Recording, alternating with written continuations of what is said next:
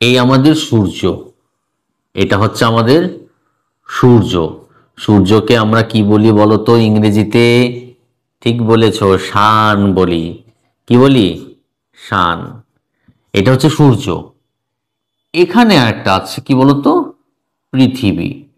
এটা হচ্ছে পৃথিবী। পৃথিবীকে আমরা ইংরেজিতে কি বলি? পৃথিবীকে আর্থ বলি। এই পৃথিবী কি করছে? সূর্যের চারিদিক ঘোরে। এই সূর্যের চারিদিক পৃথিবী ঘোরে। আবার পৃথিবীর চারিদিকে কে ঘোরে বলো তো? ঠিক, এটা চাঁদ ঘোরে। এই চাঁদ যেটা আছে সেটাকে কি বলে? মুন বলে, তাই না? যখন এই চাঁদ পৃথিবীর এইখানে চলে আসে, অর্থাৎ সোজাসুজি সূর্য, চাঁদ এবং পৃথিবী যখন সোজাসুজি চলে আসে, তখন কি হয়?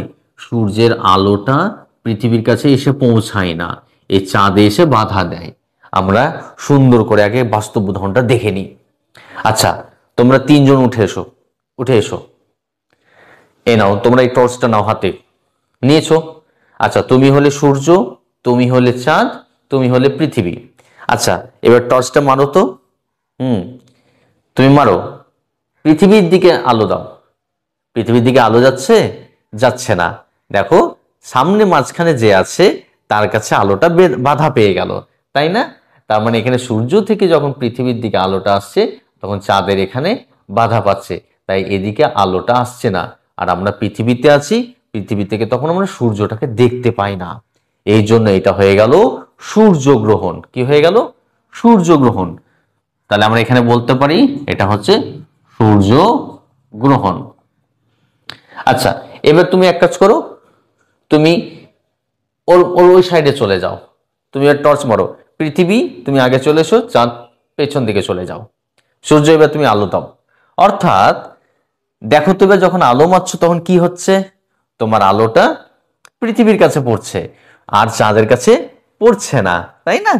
এই চাঁদ যখন ঘুরতে ঘুরতে ঘুরতে এই দিকে চলে আসে, তখন সূর্যের আলোটা দেখো তো সোজা পৃথিবীর কাছে যাচ্ছে, এইদিকে আর যেতে পারছে না, তাই না? তখন তখন কি হচ্ছে?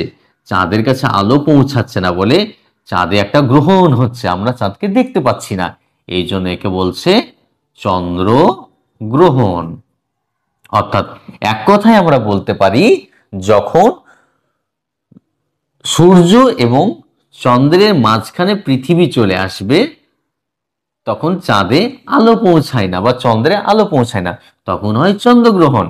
আর যখন চাঁদ পৃথিবী আর সূর্যের মাঝখানে চলে আসে, তখন পৃথিবীতে সূর্যের আলো পৌঁছায় না, এই চাঁদে বাধাপ্রাপ্ত হয়, তখন এটা হয় সূর্যগ্রহণ। তাহলে আমরা খুব সহজে সূর্যগ্রহণ এবং চন্দ্রগ্রহণ কিভাবে হয় জেনে গেলাম। ধন্যবাদ। এইভাবেই ডেমো ক্লাসটি তোমাদেরকে খুব সহজে অল্প সময়ের মধ্যে দিতে হবে। পরবর্তী তোমরা কি ডেমো পেতে চাইছো, তোমরা কমেন্ট বক্সে অবশ্যই কমেন্ট করবে।